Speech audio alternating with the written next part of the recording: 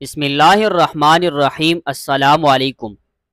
عبداللہ طاہر جب خراسان کے گورنر تھے اور نیشاپور اس کا دارالحکومت تھا تو ایک لوہار شہر ہرات سے نیشاپور گیا اور چند دنوں تک وہاں کاروبار کیا، پھر اپنے اہل و عیال سے ملاقات کے لیے وطن لوٹنے کا ارادہ کیا اور رات کے پچھلے پہر سفر کرنا شروع کر دیا۔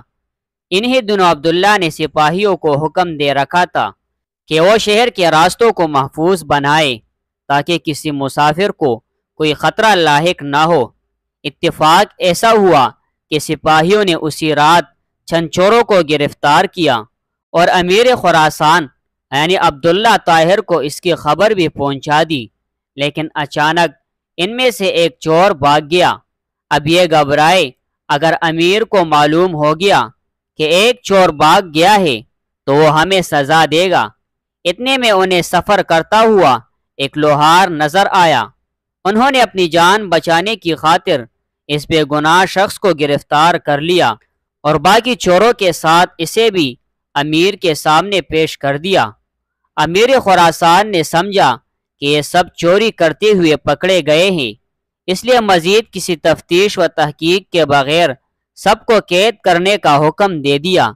نیک سیرت لوہار سمجھ گیا کہ اب میرا معاملہ صرف اللہ جل شانہ کی بارگاہ سے ہی حل ہے اور میرا مقصد اسی کے کرم سے حاصل ہو سکتا ہے، لہٰذا اس نے وضو کیا اور قید خانہ کے ایک گوشے میں نماز پڑھنا شروع کر دی۔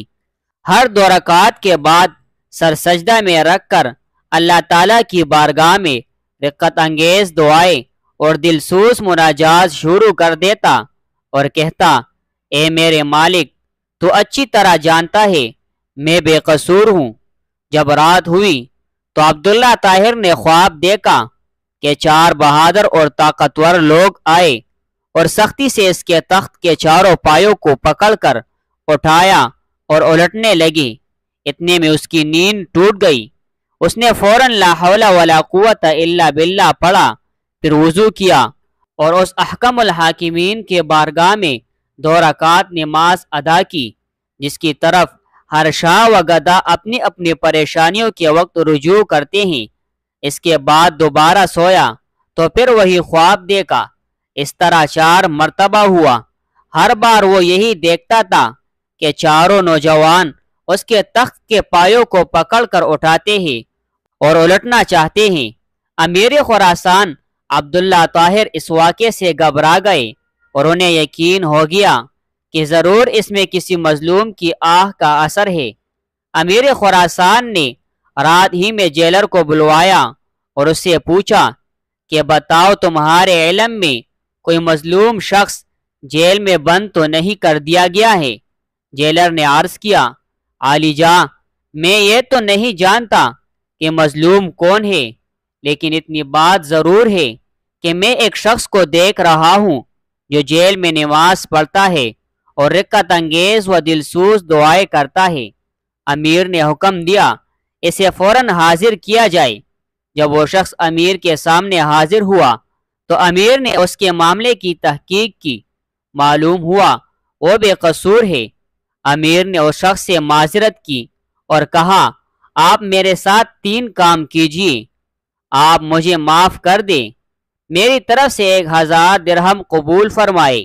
جب بھی آپ کو کسی قسم کی پریشانی درپیش ہو تو میرے پاس تشریف لائے تاکہ میں آپ کی مدد کر سکوں۔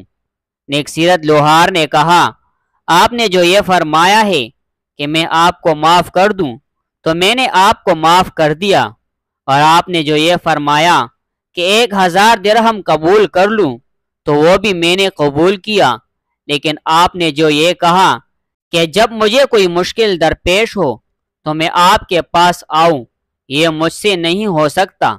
امیر نے پوچھا، یہ کیوں نہیں ہو سکتا؟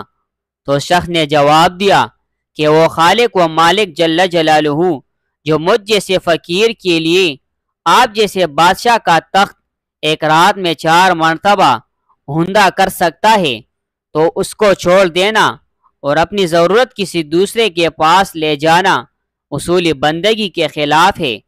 میرا وہ کون سا کام ہے جو نماز پڑھنے سے پورا نہیں ہو جاتا کہ میں اسے غیر کے پاس لے جاؤں، یعنی جب میرا سارا کام نماز کی برکت سے پورا ہو جاتا ہے تو مجھے کسی اور کے پاس جانے کی کیا ضرورت ہے۔